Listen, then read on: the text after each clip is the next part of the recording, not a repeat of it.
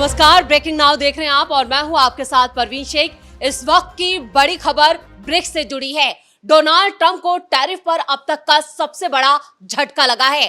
PM Modi, लूला, Jinping और Putin ये लोग अब ऑनलाइन मीटिंग करने जा रहे हैं। यानी अलास्का में होने वाली बैठक से पहले एक ऑनलाइन मीटिंग होगी जहां टैरिफ्स को लेकर कोई बड़ा फैसला लिया जा सकता है। और इस खबर पर ज्यादा चर्चा के लिए मेरे साथ जुड़ रहे हैं कैपिटल टीवी के editor in chief doctor Manish Kumar. BRICS को लेकर जो खबर आ रही है वो ट्रंप के लिए कितना बड़ा झटका? देखिए, सबसे बड़ी बात, ट्रंप ने हिंदुस्तान के ऊपर, ब्राजील के ऊपर, चाइना के ऊपर ये जो पनिश करने की बात कही कि हम 50% लगा देंगे तो 100% लगा देंगे, इस तरह की जो बातें की जा रही थी, उसके पीछे जो सबसे बड़ा तर्क दिया गया था वो ये कि ये जो ब्रिक्स है ये दरअसल एक एंटी अमेरिकन ग्रुप बन चुका है जो अमेरिका के इकोनॉमी के लिए थ्रेट है और डॉलर के वर्चस्व के ऊपर चुनौती देने वाला एक समूह है। और इसीलिए ब्रिक्स के खिलाफ डोनाल्ड ट्रंप ने एक मुहिम शुरू की, कई बार बयान दिए और अब जब यह खबर आई है कि ब्रिक्स देशों के तमाम हेड ऑफ द स्टेट्स वो ऑनलाइन एक मीटिंग करने जा रहे हैं, तो पहली चीज ये है कि इन 10 देशों ने अमेरिका के खिलाफ एक मोर्चा बनाया है, एक विरोध के लिए एक प्लेटफॉर्म तैयार हो गया है। साथ ही साथ डोनाल्ड ट्रंप की दादागिरी नहीं चलेगी, इसका ये ऐलान है। मीटिंग की घोषणा अपने आप में अमेरिका के खिलाफ विद्रोह है। ये क्यों हो रहा है, नहीं होगा, क्या फैसले होंगे, ये तो बात की बात है जी। लेकिन जब आप ये कह रहे हो कि ट्रंप के टैरिफ के खिलाफ हम ऑनलाइन मीटिंग करने जा रहे हैं, तो ये तो सीधे सीधे व्हाइट हाउस के अंदर जो है थरथराहट जो है इसकी महसूस होगी। ये एक इंटरनेशनल डिप्लोमेसी में एक बड़ा भूकंप आप समझ सकते हैं। कौन कौन से देश हैं, आप ये भी समझिए कि ब्रिक्स के अंदर कौन कौन से देश हैं। तो पहले 5 से शुरुआत हुई थी। इसमें B for Brazil, R for Russia, I for India, C for China and S for South Africa.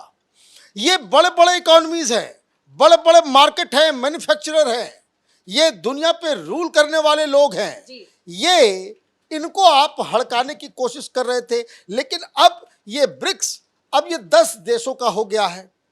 इसमें इजिप्ट भी आ गया, इसमें इथोपिया भी आ गया, इसमें इंडोनेशिया भी आ गया, इसमें ईरान भी आ गया। ये अमेरिका के सारे दुश्मन यहाँ बैठे हुए हैं जी। ईरान भी है, चाइना भी है और रसिया भी है। अब आप इस बात को समझिए कि इंडोनेशिया भी है इसके अंदर। ये तमाम देश एक साथ मिलके वो ट्रंप के इस दादागिरी के ऊपर बातचीत करने जा रहे हैं। क्या बातचीत होगी, अब ये मसला समझना है, क्योंकि ऑलरेडी प्रेसिडेंट लूला जो ब्राजील से हैं उन्होंने तो साफ साफ कह दिया कि अमेरिका से कोई बातचीत नहीं होगी। मतलब जिस तरह से लूला बार बार ट्रंप को चुनौती दे रहे हैं और खुद उन्होंने इसकी मेजबानी का जिम्मा लिया है, जो ऑनलाइन मीटिंग हो रही है, उसमें पीएम मोदी की भूमिका कितनी बड़ी होगी? देखिए, बिना प्रधानमंत्री मोदी की सहमति के ये सब कुछ नहीं हो रहा है। लूला साहब सामने आकर के बोल रहे हैं हिंदुस्तान चूंकि अभी डिप्लोमेसी कर रहा है, हिंदुस्तान अभी निगोशिएट कर रहा है, इसलिए शी जिनपिंग भी अमेरिका के साथ निगोशिएट कर रहे हैं, तो वो इसको आगे लेकर के नहीं जा रहे हैं। पुतिन साहब वो खुद अलास्का में मिलने जा रहे हैं। तो आप ये देखिए कि अलास्का में जो मीटिंग होगी उसके पहले ही आपने इस तरह की घोषणा कर दी, तो एक तो दबाव डोनाल्ड ट्रंप के ऊपर लगातार और भी कई सारे दबाव आ रहे हैं। आपने कहा कि भाई पुतिन से हम अलास्का में जाकर के मिलने जा रहे हैं, तो मालूम चला कि यूरोपियन यूनियन के तमाम लोगों ने ऑनलाइन मीटिंग कर ली, ऑनलाइन मीटिंग भी कर ली और उसमें एक ज्वाइंट स्टेटमेंट पे भी वो लोग एग्री कर गए, और जिसमें ये कहा कि ये बकवास करने जा रहे हैं डोनाल्ड ट्रंप।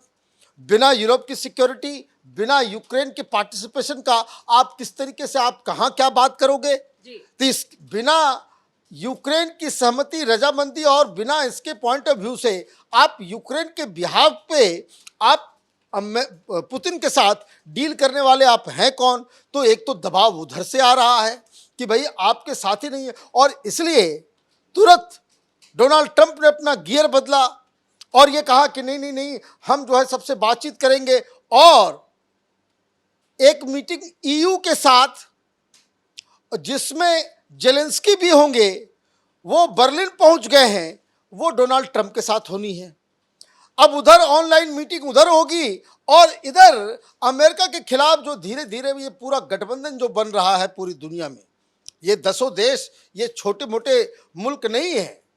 चाहे वो इजिप्ट हो, चाहे इंडोनेशिया हो, साउथ अफ्रीका हो, चाहे वो ईरान हो, इंडिया हो, रूस हो, चाइना हो, ये तमाम बड़े बड़े इकॉनमी, बड़े बड़े जो मुल्क हैं, और इन सबको आप इस बात के लिए पनिश कर रहे हो कि आप ब्रिक्स के जो है मेंबर हो। अब एक बात और समझिए, अभी लूला साहब ने इस बात को ये की क्योंकि उनके पास मेजबानी थी, ब्राजील में उसकी मीटिंग हुई थी, और वहां पे चाइना की तरफ से और रूस की तरफ से बाकायदा इस चीज को आगे बढ़ाया गया कि ब्रिक्स देश आपस में, आप ये समझिए कि 35% वर्ल्ड ट्रेड जो है ये ब्रिक्स देश के जरिए ही हो रहा है, 35%। और इन लोगों का ये एक प्लान जो चाइना की तरफ से, रूस की तरफ से ये कहा जा रहा था कि हम लोग अपना एक अलग करेंसी, चाहे आप चाइनीज करेंसी में करें या रशियन करें, इंडियन करें, यूएस डॉलर्स पे जो हम लोग आपस में बिजनेस करते हैं उसको जो है वो खत्म किया जाए, जिससे डोनाल्ड ट्रंप जो है भड़क पड़े थे। लेकिन यहां जो बात डोनाल्ड ट्रंप नहीं समझे कि ये डी डॉलराइजेशन की बात के ऊपर ये लूला साहब थे और प्रधानमंत्री मोदी थे, जो उन्होंने कहा कि इस बात को लेकर के अभी जल्दीबाजी हो जाएगी, इस बात पे अभी हम लोगों को आगे कदम नहीं बढ़ानी चाहिए।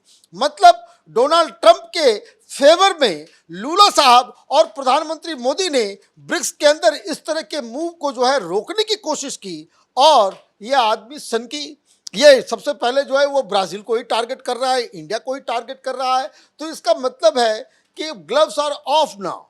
कि अब आप जो है जिस तरह की भाषा और जिस तरह से आप बातचीत कर रहे हो, तो फिर हम ऑनलाइन बैठक करते हैं और उन चीज़ों को आगे बढ़ाएं कैसे इस विपत्ति से। इसमें कई सारे फैसले होंगे कि जो चीज़ें हिंदुस्तान, जैसे हिंदुस्तान का एक एग्जाम्पल मैं दे रहा हूं कि जो चीज़ें हम अमेरिका भेज रहे हैं, आपने टैरिफ लगा दिया, हमारा प्रोडक्शन तो होता रहेगा, अगर वहाँ पे हम बेच नहीं पाएंगे तो कहीं और हम उसको बेचें। तो क्या ये सप्लाई हम डाइवर्सिफाई कर सकते हैं? क्या जो सामान हम चीन अमेरिका भेज रहे थे वो ब्रिक्स के अलग अलग देशों में हम भेज सकते हैं? उसी तरीके से वो सारी चीज़ें जो ब्रिक्स के द्वारा प्रोड्यूस किया जाता है, अमेरिका भेजा जाता है, उन चीज़ों को हम आपस में ही उसमें बांट सकते हैं, उसको बेच सकते हैं। और तो और कि अमेरिकन प्रोडक्ट जो हमारे देश में आता है, ये ब्रिक्स देशों के अंदर बहुत भारी चीज़ें जो है, बहुत काफ़ी मात्रा में चीज़ें आती है, क्या उसके ऊपर हम जवाबी कार्रवाई करें? क्योंकि आपने ब्रिक्स के नाम पे आपने तमाम तरह के जो है टैरिफ बढ़ाने का काम किया है, आपने लॉजिक दिया, तो ब्रिक्स तो चुपचाप बैठेगा नहीं। और सबसे बड़ी चीज़ क्या है कि एक पत्थर मारने की ज़रूरत है, एक पत्थर। इस चीज़ को समझ लीजिए कि डोनाल्ड ट्रंप ने पूरी दुनिया को ऐसे मुहाने पर ला करके खड़ा कर दिया है जो बुली होता है, कि वो दादागिरी फिल्मों में आप देखते हैं, गुंडा आया और वो सारा कुछ कर रहा है, और जैसे ही एक आदमी ने उस पर जवाबी कार्रवाई की तो सारे लोग उसके ऊपर झूल पड़ते हैं जी। ये पहला पत्थर कौन मारेगा, यही तय होना है। ब्रिक्स की तरफ से अगर पहला पत्थर मार दिया गया तो आप ये समझिए कि फिर ईयू हो, कि फिर लैटिन अमेरिकन बाकी कंट्रीज हो, चाहे साउथ ईस्ट एशिया के तमाम कंट्रीज हो, ये सारे लोग, चूंकि अभी तक जो काउंटिंग चल रही है 80+ देशों ने अमेरिका के इस टैरिफ पॉलिसी का विरोध कर दिया। इसमें जापान भी है, ऑस्ट्रेलिया भी है। वो लोग जो अमेरिका के मित्र हैं नाटो कंट्रीज की तरफ से, इन लोगों ने डोनाल्ड ट्रंप के इस टैरिफ का जो पूरा जो नीति है उसका विरोध किया है। तो पहली चीज ये है कि ये ब्रिक्स की जो बैठक है, ये पहली चीज ये है कि ये सीधे सीधे अमेरिका को चुनौती देने वाला ऐलान है, नंबर 1। नंबर 2, ये पहले पत्थर मारने जैसी बात है कि इसके बाद आप देखेंगे कि ये इसका जो उसको कहते हैं कि डोमिनो इफेक्ट जो है वो दिखेगा कि और भी अलग अलग रीजनल ग्रुप्स और अलग अलग इंडिविजुअल कंट्रीज वो अमेरिका के खिलाफ सामने आएंगे। नंबर 3 कि जिस पर्पस से आप टैरिफ लेकर के आ रहे हो उसको डिफीट करने के लिए ये तमाम लोग इकट्ठा हो रहे हैं। और नंबर 4 जो सबसे ज़्यादा इंपॉर्टेंट है कि इन देशों के बीच अगर इस तरह की अंडरस्टैंडिंग होती है कि whatever setback that you are going to get from this tariff thing, हम लोग क्या आपस में इस नुकसान को एक दूसरे को कंधे का सहारा देकर के उसको कम कर सकते हैं और कैसे कर सकते हैं। तो बहुत ही इंपॉर्टेंट डेवलपमेंट है। ब्रिक्स ने बहुत हिम्मत वाला काम किया है। लूला साहब को, प्रधानमंत्री मोदी, शी जिनपिंग और प्रेसिडेंट पुतिन को जो है लाख लाख शुक्र है कि भाई आपने ये फैसला लिया, एक बुली के खिलाफ आपने लामबंद होने का फैसला किया है। चलिए, इस तमाम जानकारी के लिए बहुत बहुत धन्यवाद। तो ब्रिक्स की एकजुटता जो है वो ट्रंप के लिए एक बड़ा झटका भी माना जा रहा है। टैरिफ को लेकर एक के बाद एक फैसले जो डोनाल्ड ट्रंप की तरफ से आए, उसका चौतरफा दबाव तो उन पर बना ही है। अब देखना यह है कि जो ऑनलाइन मीटिंग ब्रिक्स देशों की होने वाली है उससे क्या नतीजा निकलता है। क्या इसके बाद ट्रंप अपने फैसले से पीछे हटते हैं या फिर टैरिफ को लेकर वो पूरी तरह से अभी तो बैकफुट पर है, लेकिन ट्रंप पर जो दबाव है उससे ये कयास लग रहे हैं कि टैरिफ पर जो उनका फैसला है वो उसे वापस भी ले सकते हैं। बड़ी खबर में मेरे साथ इतना ही। कैमरामैन अशोक के साथ मैं परवीन शेख, कैपिटल टीवी।